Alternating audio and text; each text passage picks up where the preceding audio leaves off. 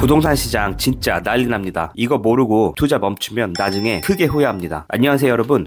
며칠 전 호주에서 진짜 중요한 소식이 터져서 이걸 그냥 넘어갈 수가 없어서 이렇게 영상으로 알려드립니다. 지금 호주에서는 정부 쪽에서 프로퍼티 마켓을 크래시 시키려 한다는 말까지 나오고 있어요. 크래시는 조금 과한 표현일 수도 있지만 확실한 건 지금 시장이 너무 뜨겁게 올라가고 있다는 겁니다. 지금 집값이 연간 12%씩 오르고 있고 오너 오큐파이어 자가 거주자는 정부의 5% guarantee deposit 스킴 때문에 계속 들어오고 investors 투자자들은 솔직히 말해서 시장이 계속 오르니까 더 들어오고 있는 상황입니다. 그런데 여기서 갑자기 아프라가 새로운 규제를 발표했습니다. 이 기간은 호주의 뱅킹 시스템과 크레딧 시스템이 안전하게 돌아가도록 관리하는 기간이고 GFC 때 호주가 크게 흔들리지 않은 것도 사실 이 기간의 역할이 컸습니다. GFC 당시 호주 집값은 약 8% 정도 떨어졌습니다. 그런데 미국이나 영국은 30에서 40%, 50%까지 크래시가 났었죠. 그리고 지난 50년 동안 호주 부동산이 가장 크게 떨어진 폭도 때 그 8%쯤이었습니다. 그럼 이번에 아프라가 갑자기 무슨 이야기를 했을까요? 2월 1일부터 은행이 새로 내주는 대출 중에 DTI가 6을 넘는 대출은 전체의 20%까지만 제한하겠다고 발표했습니다. DTI라는 건 소득 대비 부채 비율입니다. 예를 들어 연봉이 10만 불이면 DTI 6은 60만 불대 대출입니다. 아프라는 이런 식으로 소득 대비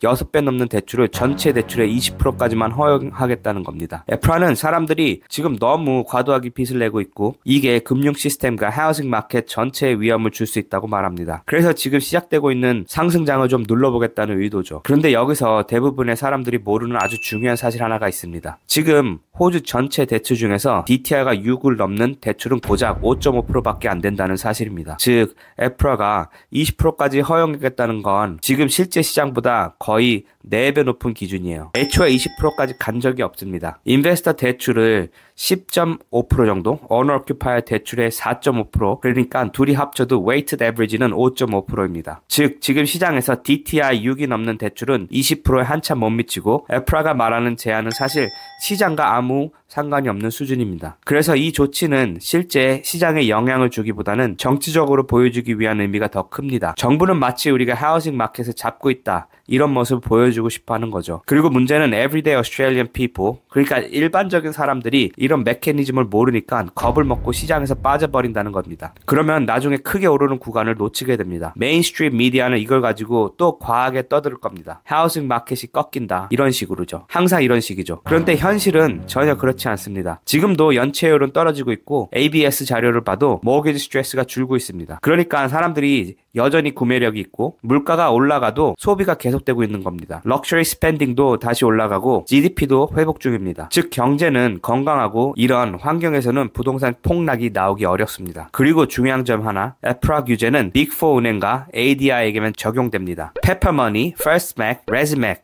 이런 세컨티어나 third-tier 랜더는 해당 사항이 없습니다. 그래서 실제로 집을 강하게 사고 싶어하는 사람들, 또 적극적으로 투자하려는 사람들은 여전히 이런 랜더를 통해 대출을 받을 수 있습니다. 금리가 조금 높을 수 있지만요. 그런데 진짜 투자자들은 압니다. 조금 높은 금리를 내더라도 50만에서 70만 불짜리 집 하나 더 잡고 12개월에서 18개월 사이 10만에서 20만 오르면 그게 훨씬 유리하다는 걸요. 그리고 집값이 오르면 LTV 구조도 좋아지고 그때 빅4로 다시 리파이낸스 하면 됩니다. 그래서 결론적으로 이번 규제는 지금 상승이 시작된 여러 지역들, 퀸슬랜드, 사우스 오스트레일리아, 웨스턴 오스트레일리아, 태스메니아, 리저널 빅토리아, 리저널 뉴사우스웨어 이런 곳들의 상승 흐름에 아무런 영향을 주지 못합니다. 정부는 마치 First Home Owner Grant, 또 5% Deposit Guarantee Scheme 이런 걸로 affordability를 높여준다고 하지만 사실 이건 디만드를 더 늘려서 집값을 오히려 더 올리는 효과를 만듭니다. 이건 또 다른 스모크 앤 미러, 그러니까 눈속임에 불과합니다. 그래서 이런 정책들에 흔들리면 안 됩니다. 지금은 분명한 상승장이 이미 시작되었고 지금 겁먹고 멈추면 1년 뒤에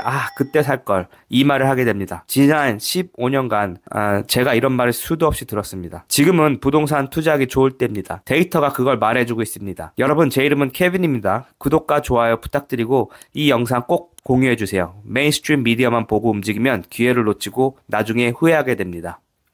저는 PK 굽타의 데이터 기반 투자 방법을 한국 분들에게 정식 승인을 받고 가르치고 있습니다. 단순히 강의만 하는 게 아니라 제가 바이어스 에이전트 출신으로서 실제로 100채 넘는 매물을 직접 소싱했던 경험을 기반으로 여러분이 실제로 투자집을 사기 전까지 처음부터 끝까지 옆에서 코칭하며 도와드립니다. 곧 한국 분들만을 위한 그룹 코칭 1기 오픈 예정이니 관심 있는 분들을 꼭 준비해 두세요. 데이터 기반으로 제대로 배우고 실제로 집까지 사는데 도움받고 싶다면 여러분이 이 시장에서 뒤처질 이유가 없습니다. 감사합니다, 여러분. 케빈이었습니다.